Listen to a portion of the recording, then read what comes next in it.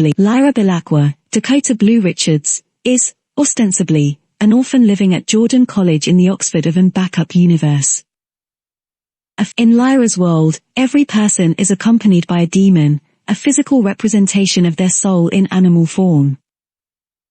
Because she is young, Lyra's demon, Pantalaimon, voice, Freddie Highmore, Pan, for short, can change his shape to appear as any animal he chooses. He most often develop as an ermine, or at need a moth or a cat. Adults demons settle into one shape and don't change.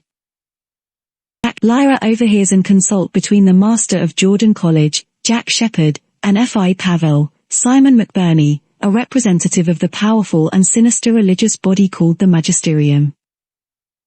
They are discussing an expedition to the far north planned by Lyra's uncle, Lord Asriel, Daniel Craig. Asriel wants to study a mysterious substance called dust that seems to enter Lyra's world from parallel universes. F.I. Pavel pressures the master to withhold his support from Lord Asriel's expedition. The master refuses, so, when left alone in the room, F.I. Pavel poisons a decanter of Tokai wine that has been decanted specially for Lord Asriel.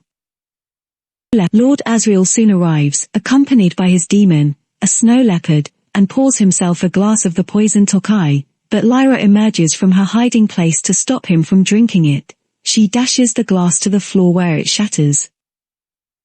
Lord Asriel sends her back to eavesdrop on the meeting that is about to begin.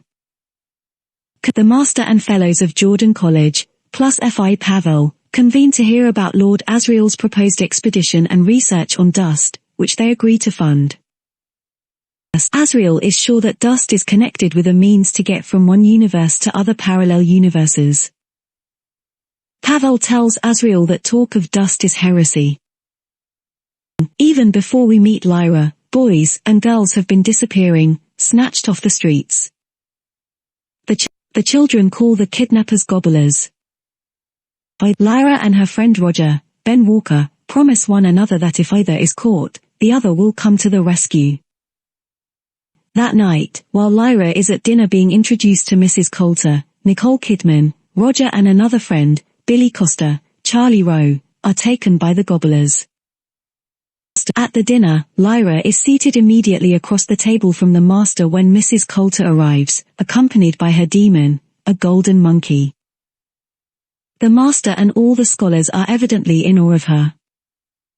Mrs. Coulter takes a seat right next to Lyra, who is most impressed with her new acquaintance and agrees eagerly when Mrs. Coulter says she is also planning a trip to the far north, and proposes that Lyra come along as her assistant.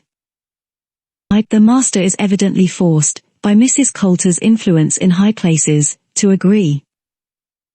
In the morning, just before Lyra's departure, the master comes to Lyra's little upper room in college and gives her a strange golden instrument called an alethiometer, or golden compass. He tells her that it is capable of telling the truth, but he can't tell her much about how it works. He admonishes her to keep the alethiometer to herself and above all not to let Mrs. Coulter know that she has it. So Lyra spends some time in Mrs. Coulter's company, going to expensive shops to be bought new clothes and restaurants to dine with posh people. All the while, Lyra keeps the alethiometer with her in a shoulder bag.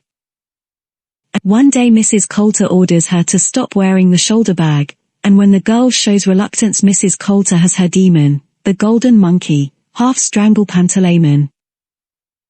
Lyra runs to her room, now hating Mrs. Coulter, hides the alethiometer, then goes to explore Mrs. Coulter's private study. In a waste paper bin Pan finds papers which show that Mrs. Coulter is deeply involved with an arm of the Magisterium called the General Oblation Board, the Gobblers, that the General Oblation Board is using children to investigate something called intercision, and that Billy Costa and Roger the kitchen boy are on a list of boys who have been taken. Immediately after discovering this, Lyra catches Mrs. Coulter's golden monkey demon trying to steal the alethiometer. Pan changes into a bird, grabs it back, and they flee through the upstairs window. They're pursued and caught by gobblers, then rescued by fierce but friendly Egyptians, who have been watching over Lyra at Lord Asriel's request. One of their rescuers is Ma Costa, Claire Higgins, Billy's mother. Layra travels with the Egyptians and becomes acquainted with John Faa, Jim Carter, Lord of the Egyptians, and his advisor Father Coram, Tom Courtney. She learns how to ask the alethiometer questions and how to interpret its responses. She also meets Serafina Pekkala, Eva Green, Queen of the Witches, who tells Layra that she is the subject of a prophecy concerning the fate of the world, that the missing children are being held at Bolvangar in Norway, and that Layra will find help in Trilesund, a town on the coast of Norway. Meanwhile, Mrs. Coulter has dispatched a pair of mechanical spy flies to locate Layra. When the spy flies find the Egyptian ship, Father Coram captures one and seals it up in a tin, explaining that its sting contains a sleeping potion. The other escapes, though it's not clear that it does Mrs. Coulter any good.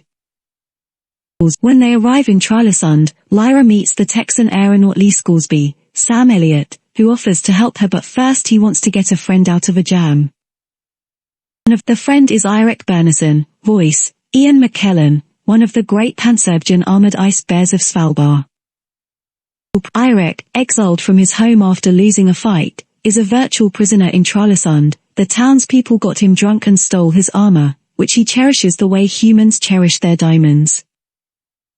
Now, alcoholic and despairing, he works as a mechanic and metalsmith in exchange for whiskey.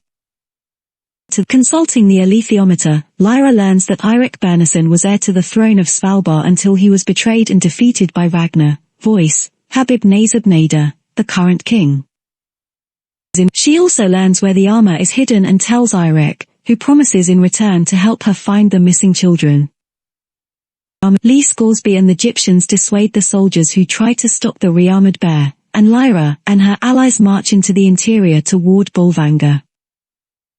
When they camp for the night, Layra puzzles over something the alethiometer is telling her and seeks out Eirik Bernison.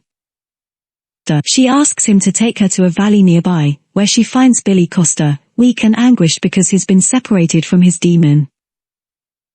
This, Layra realizes, is what intercision means. It's a fate so horrible she and Pan can hardly bear to think about it. Eirik Bernison and Layra take Billy back to the Egyptians' camp, which is immediately set upon by the ferocious Samoyed people who live in that area. They capture Layra and carry her to Svalbard as an offering to the armored bears. Recalling that Mrs. Coulter told her King Ragnar longs to have a demon of his own, Layra asks Pan to hide and introduces herself to Ragnar as Eirik Bernison's demon. As she hoped, Ragnar becomes furiously jealous. Layra tells him that if he can defeat Eirik in single combat, she will become Ragnar's demon. Ragnar agrees to fight Eirik Bernison, and Eirik gallops up on cue, intending to rescue Layra. When Layra explains what she's arranged, apologetic and frightened because after running all that way Eirik seems in no shape to fight, Eirik surprises her with his enthusiasm. He wants nothing more from life than a chance to fight Ragnar, and dubs her Layra Silvertongue for her skillful manipulation of the usurper king. Eirik fights Ragnar and kills him by feigning an injury, then hitting Ragnar so hard his jaw flies off. This victory wins back Eirik Bernison's rightful place as king of the Ice Bears, but he leaves his kingdom to complete his obligation to Layra. He takes her most of the way to the experimental station at Bolvangar where the children are being held, but has to leave her and go for help when the bridge over a crevasse breaks, leaving Eirik on the wrong side. Inside the experimental station, Layra asks Roger to get the other children ready to escape. He shows her to a room where she can be alone with the alethiometer, but she has to hide under the table when the experimental station staff and Mrs. Coulter come in. After Mrs. Coulter leaves, Lyra's foot slips, giving her away. She's captured by the staff and she and Pan are put into the intercision device, the machine used to separate children from their diamonds. The separation is almost complete when Mrs. Coulter, looking terrified, runs in and stops the procedure. Layra and Pan wake up with their bond intact, and a distraught Mrs. Coulter assures Layra that she's safe and she'll never be hurt. Layra, shrinking from Mrs. Coulter, asks why they're separating children from their diamonds. Mrs. Coulter explains that dust, which she seems to equate with original sin, came into the world long ago when people first disobeyed the authority, God. While children are immune from dust, it contaminates adults through their diamonds. The goal of the intercision research is to prevent people from ever being affected by dust. This explanation is a slightly more palatable version of the one given in an earlier scene, in which high officials of the magisterium, disturbed about Jordan College's rebellious support of Lord Asriel, look forward to a future when intercision will mold a population that never questions the magisterium's authority.